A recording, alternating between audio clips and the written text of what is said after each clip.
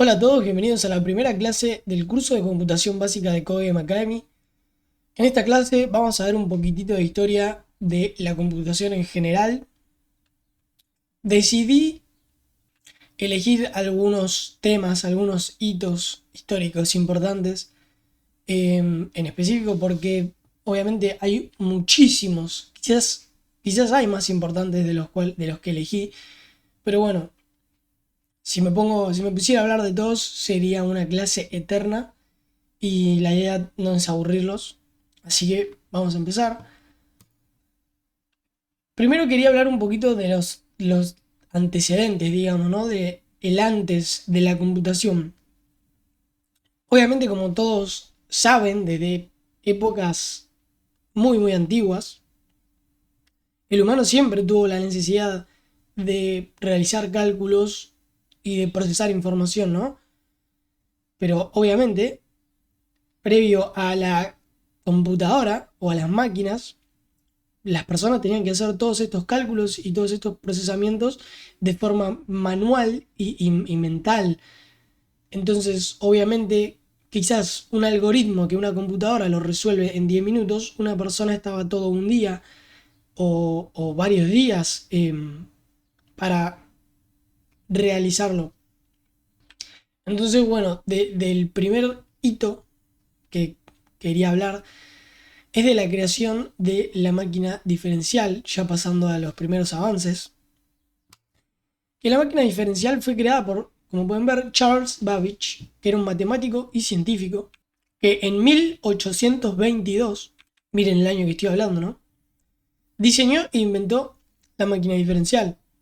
Y bueno, la máquina diferencial, el objetivo que tenía era facilitar la realización de cálculos aritméticos complejos, ¿no?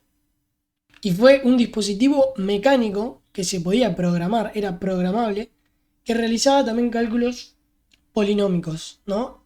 Y claramente el objetivo principal de esto era evitar los errores que tenían los humanos al realizar este tipo de cálculos.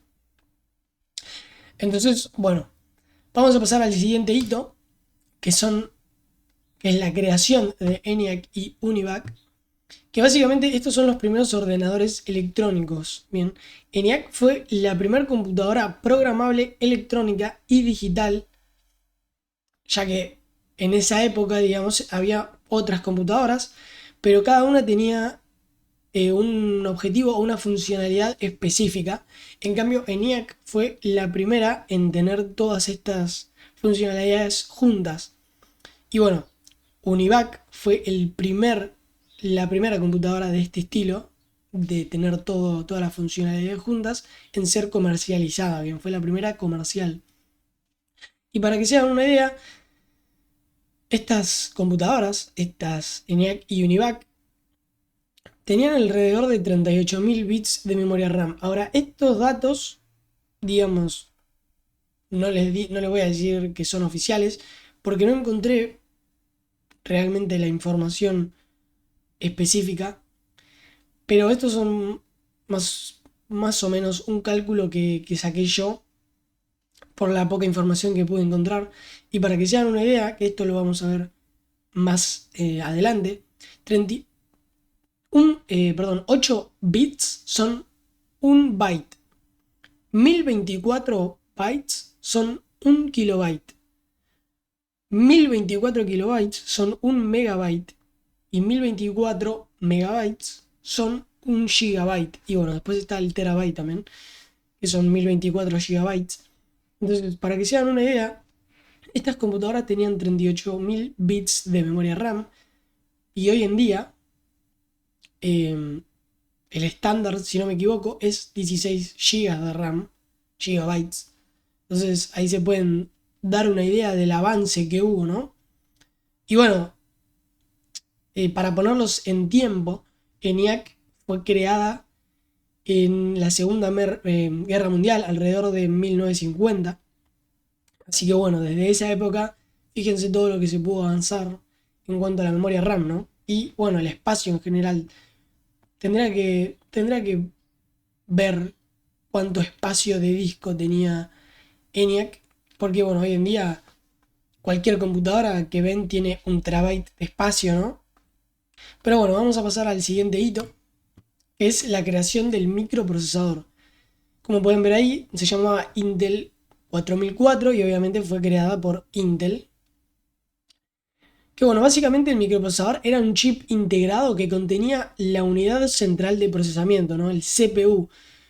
Mucha gente comete el error o, bueno, se confunde y piensa que el CPU en realidad es la caja que contiene a los componentes de nuestra computadora, ¿no? Pero la caja se le llama gabinete y el CPU es el procesador.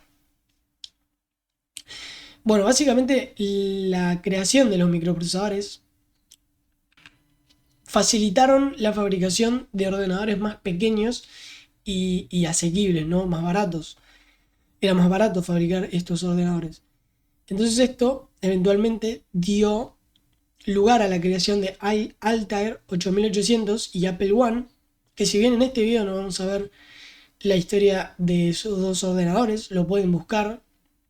Estos dos ordenadores marcaron el comienzo de una revolución informática, ya que eran, digamos, tenían el objetivo de ser computadoras personales, ¿no? Computadoras que uno puede tener en su casa y que eran realmente pequeñas comparadas a las previas, ¿no? Así que bien, algo que me faltó decir, este procesador fue creado en 1971, así que bueno, desde esa época, como les digo, empezaron las computadoras personales, como las conocemos hoy en día. Así que vamos a pasar a lo siguiente, que es la creación de Windows. Bueno, obviamente todos sabemos lo que es Windows, todos sabemos quién es Bill Gates y qué empresa es Microsoft, pero bueno, Windows fue lanzado en 1985 por Bill Gates y fue desarrollado por Microsoft. Básicamente Windows consiste en un software que está conformado por un conjunto de programas que nos permiten a nosotros gestionar y controlar el funcionamiento de las partes de nuestra computadora, como por ejemplo la RAM, el disco, el procesador, entre otros. Y Windows, al igual que Apple I y Altair 8800, marcó una revolución en la era de las computadoras porque fue el primer sistema operativo, o uno de los primeros, que nos permitía visualizar múltiples contenidos y tener esta facilidad de organizar nuestras aplicaciones en ventanas. Digamos, que el usuario pueda manejar en simultáneo distintas herramientas, como por ejemplo Word, reproductores de video, editores gráficos, entre muchos otros, ¿no? Windows te permitía ejecutar varias acciones a la vez, que bueno, fue muy revolucionario en esa época.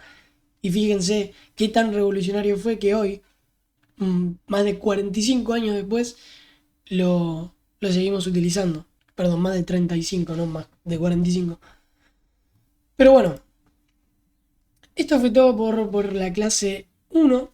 Espero que les haya interesado, que les haya servido. Como dije, no pretendía hacerla muy pesada. La historia de la computación la verdad que es infinita y si les interesa y se ponen a investigar van a ver que hay una cantidad de cosas impresionantes. Muchas que las cuales no mencioné, como por ejemplo Google, como por ejemplo Internet. Pero bueno, hay como les digo un montón y si quisiera mencionar todas, esta clase sería eterna. Pero bueno, si tienen alguna pregunta, si tienen alguna consulta que quieren hacernos, nos pueden hacerlo en los comentarios de YouTube. Así que bueno, espero que como les digo les haya servido y nos vemos en la próxima clase que vamos a ver un poquito de software.